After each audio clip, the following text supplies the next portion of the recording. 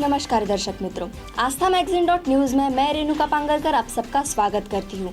तो चलिए बढ़ते हैं आज के समाचार की ओर।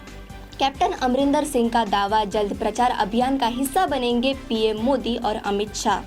पंजाब विधानसभा चुनाव में बीजेपी के लिए पीएम नरेंद्र मोदी प्रचार अभियान का हिस्सा बनेंगे या नहीं, इस पर सवालिया निशान कायम है।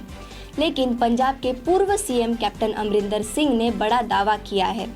कैप्टन अमरिंदर सिंह का कहना है कि पीएम मोदी और अमित शाह पंजाब में बीजेपी के प्रचार अभियान का हिस्सा बनेंगे।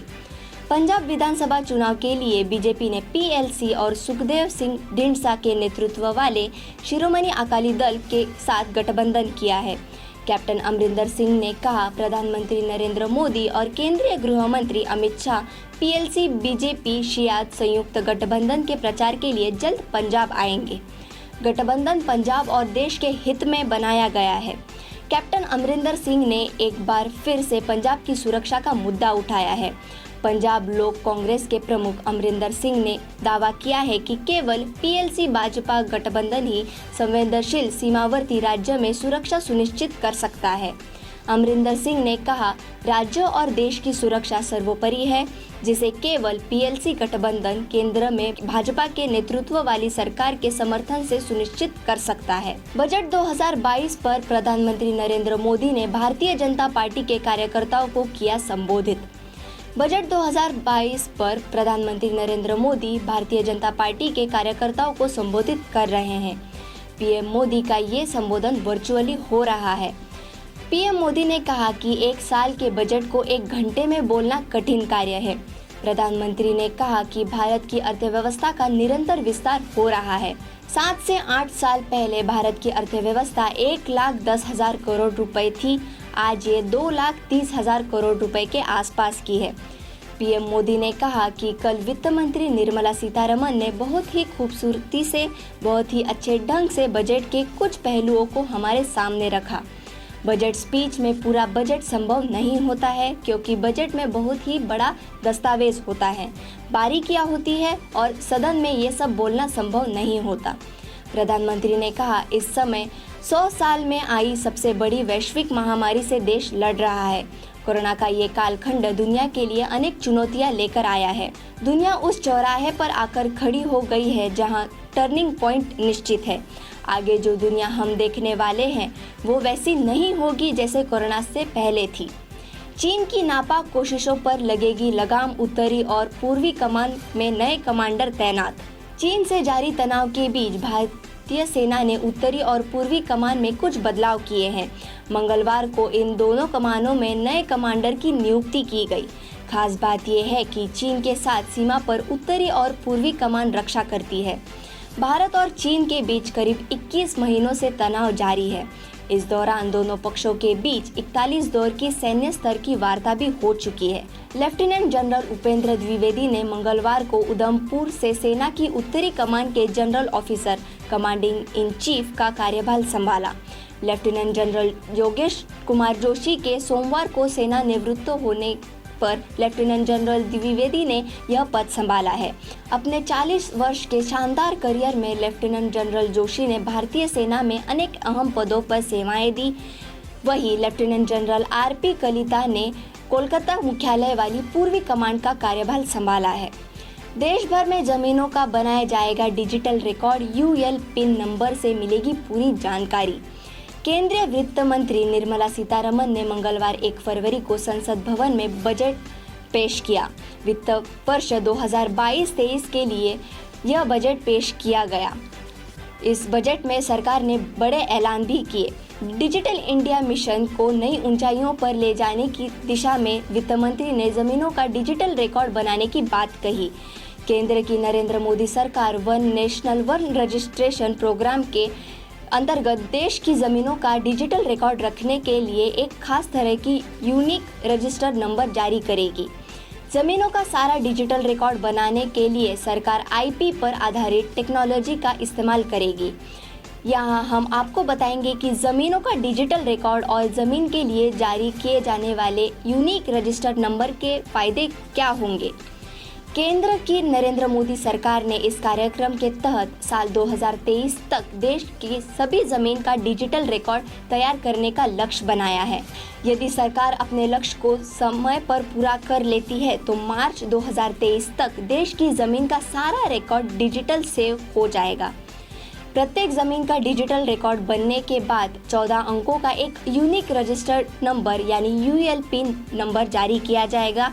इस नंबर को जमीन का आधार कार्ड नंबर भी कहा जा रहा है। WHO ने दी वार्निंग, बहुत तेजी से पैर पसार रहा है ओमिक्रॉन का सब वेरिएंट BA.2, अब तक चपेट में 57 देश।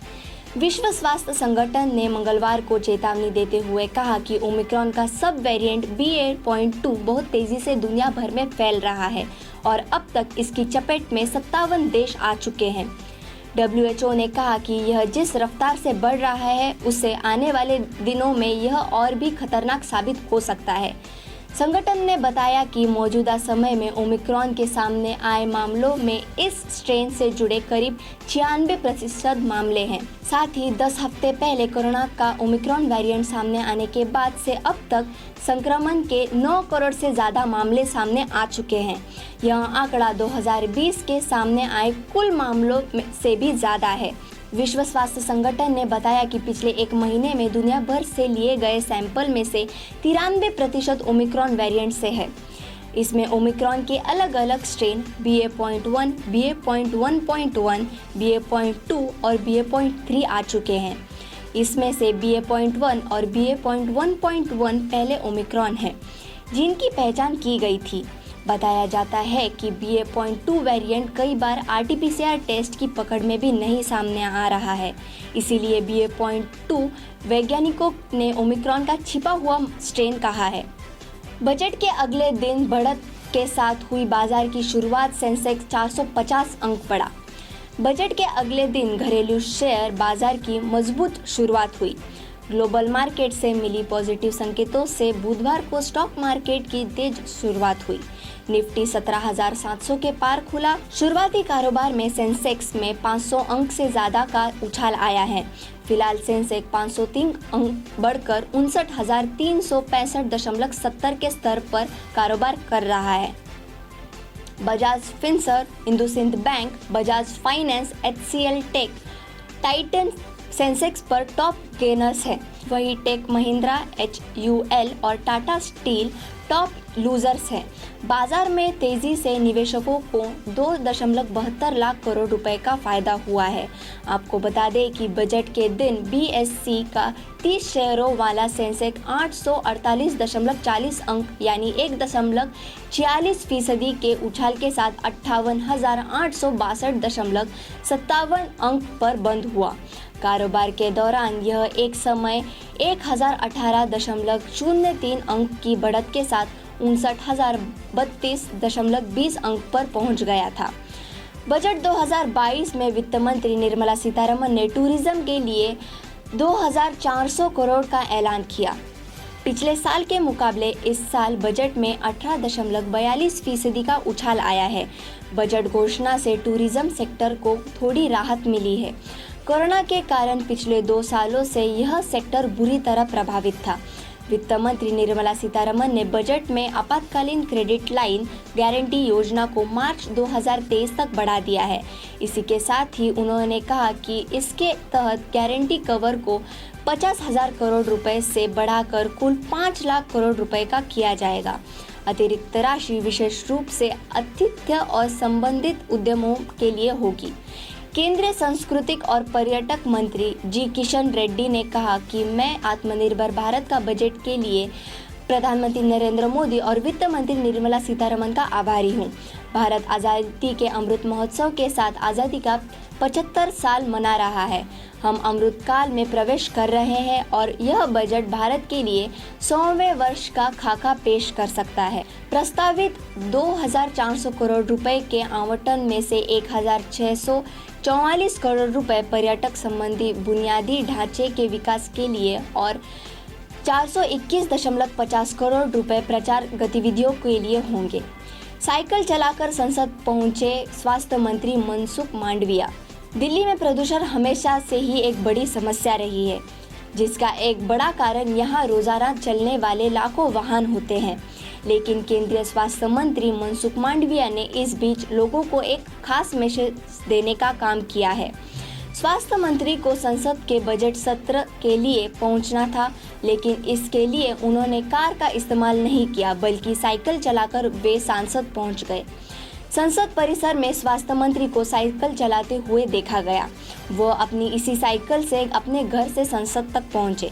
हालांकि ये पहली बार नहीं है कि कोई केंद्रीय मंत्री या सांसद साइकिल चलाकर संसद तक पहुंचा है। इससे पहले भी कई नेता ऐसा कर चुके हैं।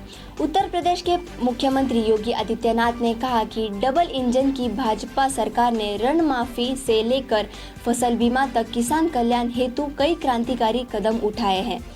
उत्तर प्रदेश के मुख्यमंत्री योगी आदित्यनाथ ने कहा कि डबल इंजन की भाजपा सरकार ने ऋण माफी से लेकर फसल बीमा तक किसान कल्याण हेतु कई क्रांतिकारी कदम उठाए हैं। दरअसल सीएम योगी ने ट्वीट कर यूपी में उठाए क्रांतिकारी कदम का जिक्र करते हुए यह कहा। बुलंदशहर के 3,86,680 किसान भाइयों को प्रधानमंत्री किसान सम्मान निधि योजना के अंतर्गत रुपए 559 करोड़ की धनराशि प्राप्त हुई, जिसने उनके जीवन स्तर में सकारात्मक बदलाव किया है।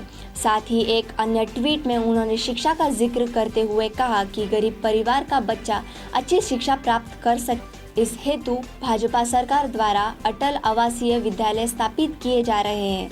बुलंदशहर में रुपए 71.16 करोड़ की लागत से इसका निर्माण कराया जा रहा है। अब श्रमिकों के बच्चों को गुणवत्तापूर्ण शिक्षा सुलभ होगी। टेक ऑफ के बाद रडार से गायब हुआ जापान का फाइटर जेट F-15 क्रैश होने की आशंका। Japan air self defence force का लड़ाकू विमान F-15 सोमवार को उड़ान भरने के बाद रडार से गायब हो गया। इस विमान ने सेंट्रल जापान के पोत्सुमू एयरबेस से उड़ान भरी थी और यह 5 किलोमीटर के बाद जापान सागर के ऊपर इसका कनेक्शन रडार से टूट गया। रिपोर्ट्स के मुताबिक इसमें 2 क्रू मेंबर सवार थे। यह जेट ट्रेनिंग के लिए इस्तेमाल किया जा रहा था। इस विमान के दुर्घटनाग्रस्त होने की आशंका है। हालांकि आधिकारिक तौर पर इसकी कोई जानकारी सामने नहीं आई है। सर्च ऑपरेशन में उस एरिया में कुछ तैरती हुई चीजें मिली है, जहां विमान का रडार से संपर्क टूट गया था। फिलहाल एक्सपर्ट की टीम इसकी तलाश में जुटी है। देखने वाली बात यह है कि तलाश में क्या जानकारी सामने आती है। रिपोर्ट्स के मुताबिक यह लड़ाकू विमान इस स्क्वाड्रॉन का था, जो टेक्निकल फ्लाइट्स ट्रेनिंग के दौरान एनिमी एयरक्राफ्ट के रूप में काम करता है। फिलहाल युद्ध स्तर पर इसकी तलाश का अभियान चलाया जा रहा है।